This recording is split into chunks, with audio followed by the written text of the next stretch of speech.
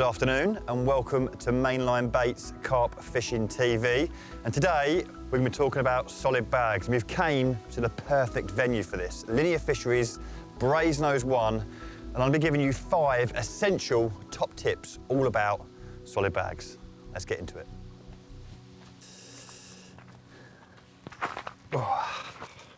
Solid bags, what is all the fuss about? Why are they so good? Well, essentially, we are delivering a package of food out into the lake at whatever distance with everything compactly inside this bag. And we've got our lead, we've got our hook link material, and of course, we've got our hook bait amongst all them 3 offerings. And it is such a fantastic way of fishing because everything is hidden and disguised on the bottom with regard to your rig. You're fishing a nice short little hook link that the fish find very, very difficult to deal with. And it really is, in my opinion, the ultimate presentation. And that leads me on to tip number 1, and that is picking the correct bag for the right situation. Now, as we mentioned, we're here at Linear Fisheries B1. I'll be fishing out there about sort of 28, 29 wraps, which is about 120 yards, give or take.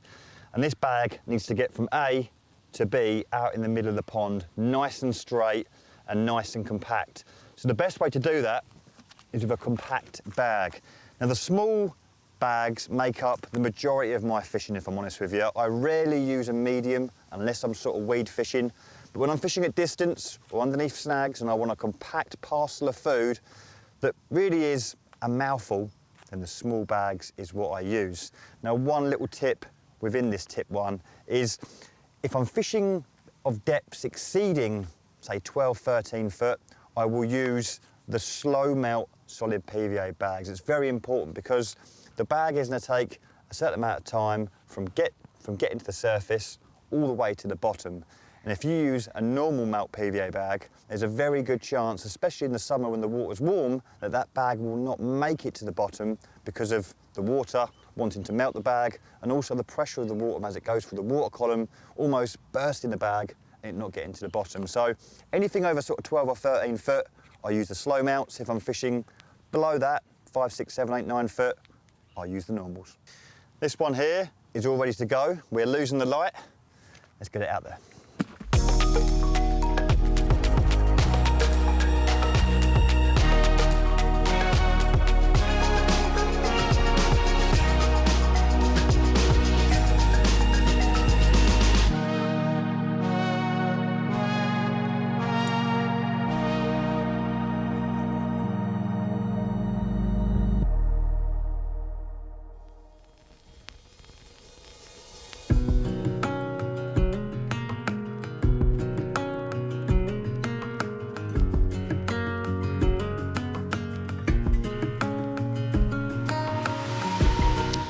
Good morning. Let's have a little chat about yesterday evening because as the wind died down, I got them solid bags out there and they absolutely flew out there.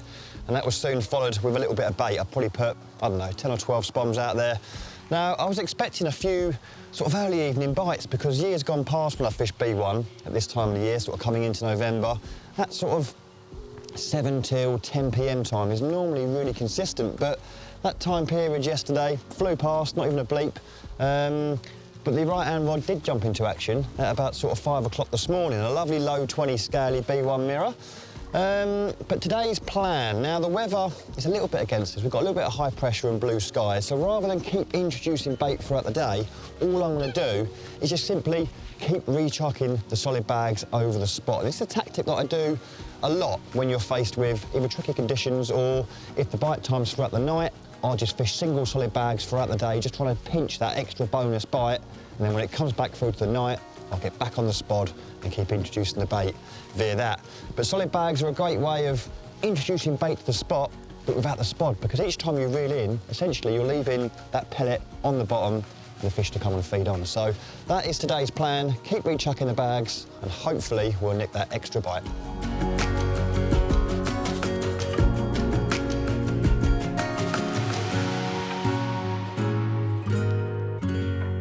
Now, getting the solid bag mix correct is a vital part of not only getting the solid bags nice and tight, but also getting a traction into that pellet mix.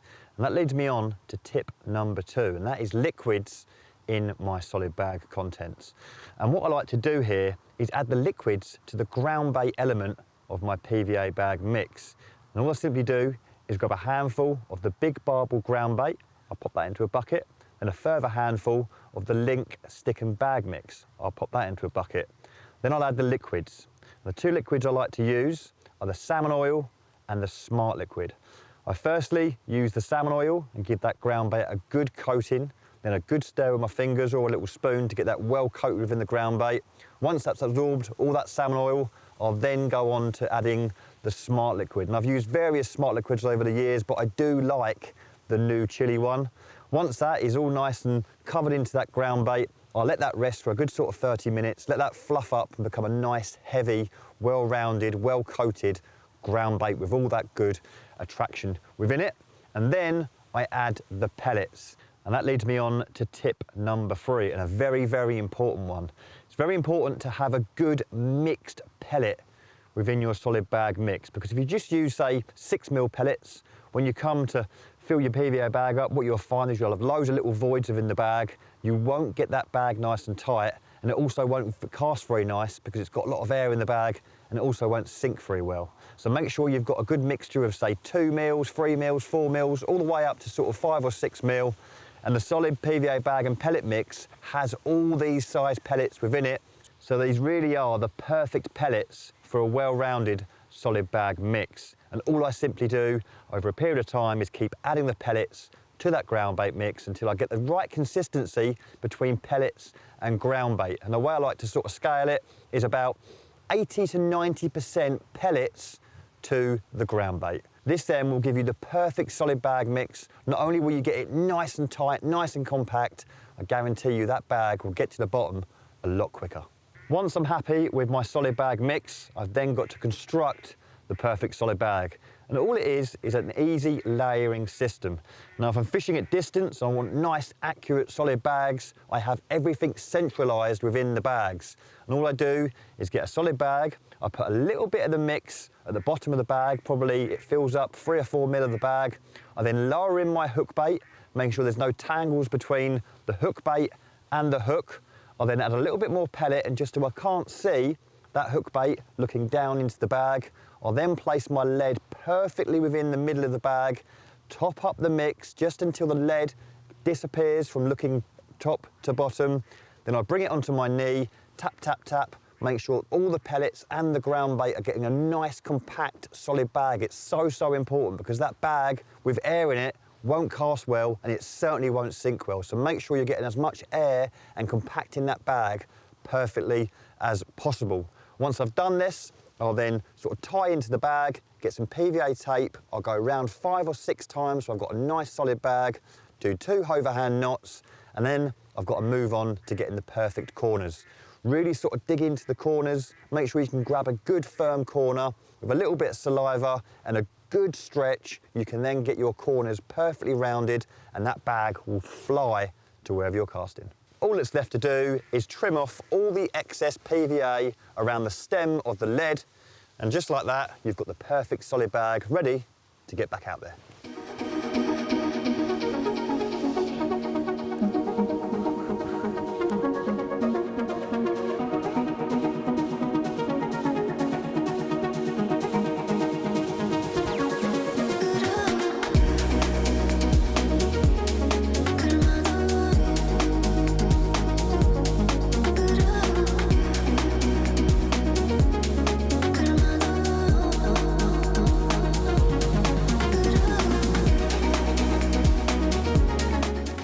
Now, one little bonus tip for you.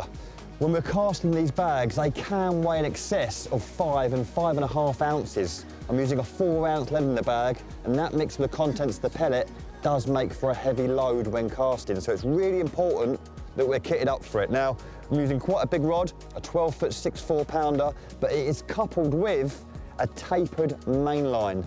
This is going to absorb all the shock on the cast. If I was to hit this with a normal, say, 12 or 15 pound mono, there's a very good chance I'll crack off. So if you're fishing at long distance with a big heavy lead within that bag, use a tapered mainline.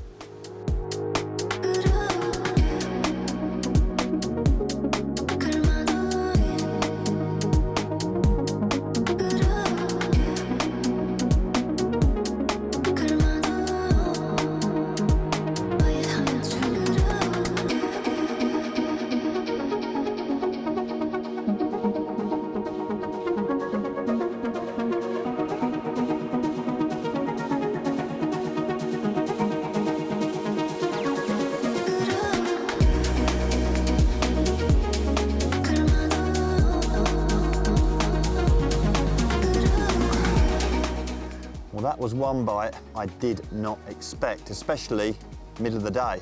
But that just goes to show you the pulling power of even a single solid bag within the area that you're fishing. They really are lethal, especially coupled with all them liquids, the salmon oil, and of course the smart liquid, oozing with attraction. And if there's fish about, there's always a chance of nicking a bite. And there we go, another lovely Brasenose 1 mirror. We will slip this one back and we'll get on to the next tip.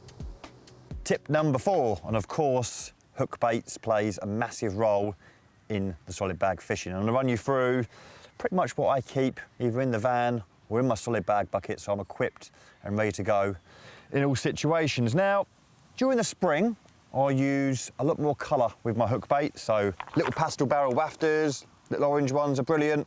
The little pink ones also, perfect hook bait choice there. Even one of them whittled down or chopped in half, caught bundles of carp on them. But a couple that I also do like are in the match range, and these are little 10 mils. They're very similar to the pastel barrels, but that little bit smaller, you know, that 10 mil, and size plays a massive part in what I use within my solid bags. It's all small. Anything between sort of 10 to 12 mil, because you can imagine, you know, your solid bag mix, that's made up with very small pellets, 2s, 3s, 4s, sometimes 6s in there. So for me, it's no real good having a big hook bait in there, something like 16, 18 mil, because, you know, you're still gonna get bites, but I've just found that using a small hook bait just gets you more bites. And that is the key to fishing, you know. If you can get more bites, do it. But one little thing that I do like in the summer months when I'm fishing over a lot of pellets, say at Norton Disney, mimicking a pellet can be lethal. And these little barbel hook baits, you know, you ain't getting much better than mimicking a sort of a 10 mil pellet with one of these. They are brilliant, absolutely love them. But one other little hook bait that I have used in the past as well when I'm fishing over a lot of boilie are these. Now these are a 10 mil sort of ready-made boilie. These are the pink ones. Absolutely love these when I'm fishing over cell or essential cell. And another one I love are the little hemp ones. Again, a nice dark hook bait. When I'm fishing over pellet, these can be brilliant. So to recap, make sure you've got a good variety of hook baits, both colour and smell. Keep them hook baits small. And one little bonus tip, you want almost zero, if no buoyancy at all to them hook baits. You want that little hook bait almost just nestled on top, almost amongst that solid bag mix. Let's get this one knocked up and back out there.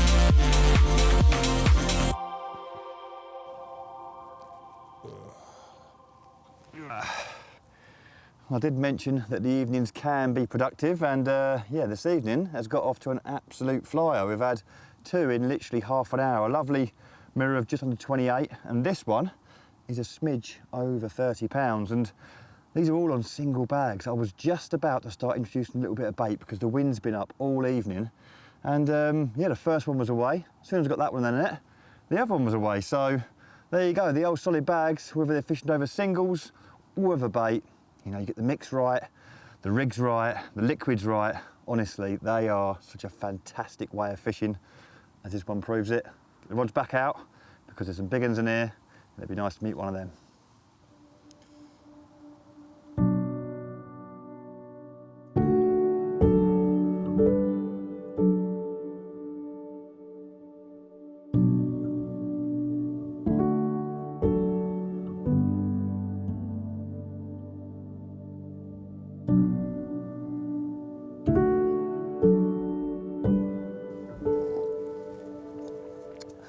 Good morning. Well, a decent start to the evening. Two nice fish, 28 and a 30. We take them. Honestly thought there'd be a few more bites going into the night, but it all went a bit quiet. I had a little recast, I think it was about 12:30, 1 o'clock. There was loads boshing out there, and I thought, as you would, you know, a fresh bag amongst fish would have got me a bite, but it's typical autumn stuff, you know. The bites this time of the year, they can come in little flurries, and then there can be long periods with nothing, but I'm going to keep the bags going in because we did nick that bonus bite yesterday daytime that I didn't expect. So I'm going to have this cup of coffee. I'm going to rechuck all 3 rods, make sure they're absolutely perfect. And yeah, we've got a couple of hours left. Be nice to nick one more, but we'll see what the morning brings us.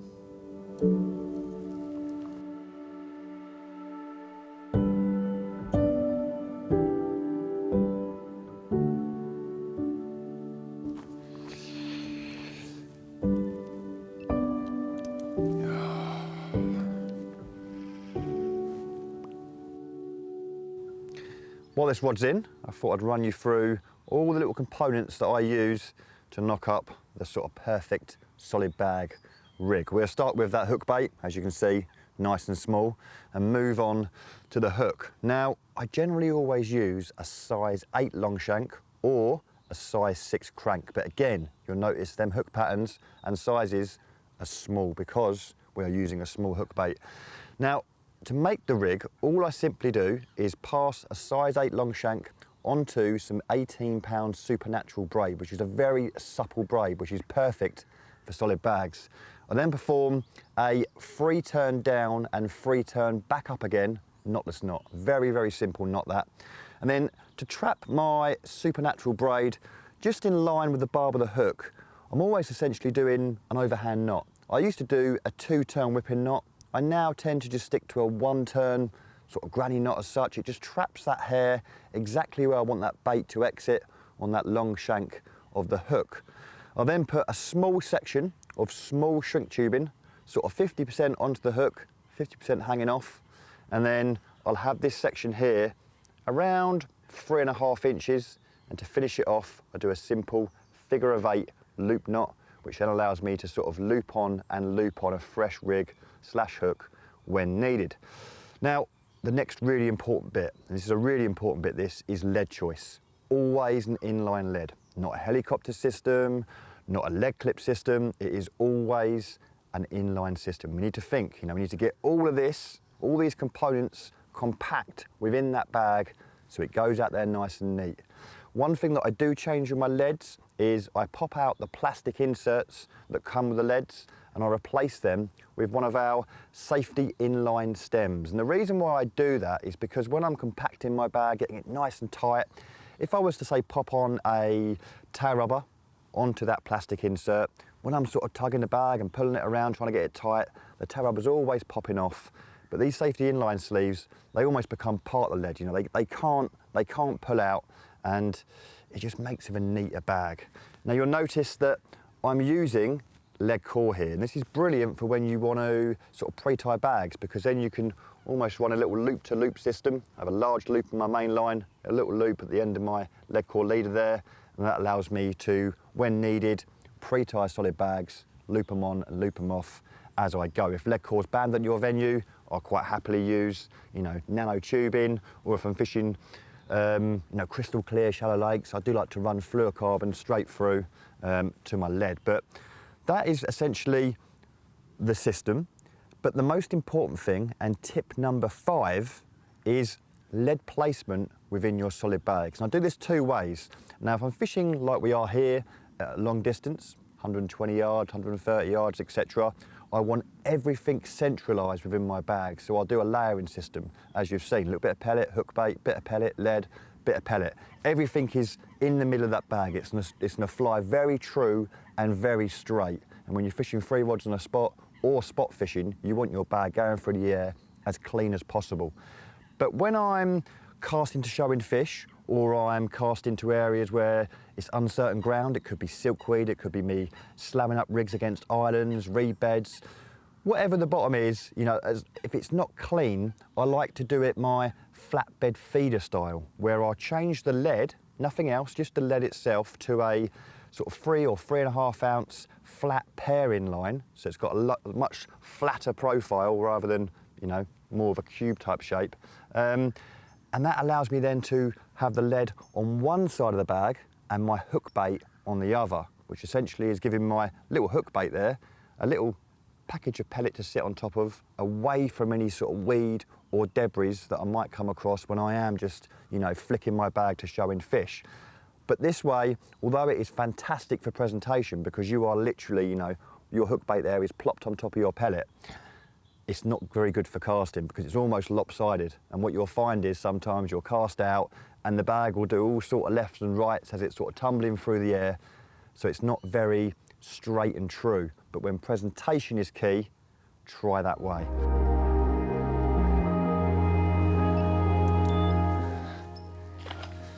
Well, that brings an end to this little session.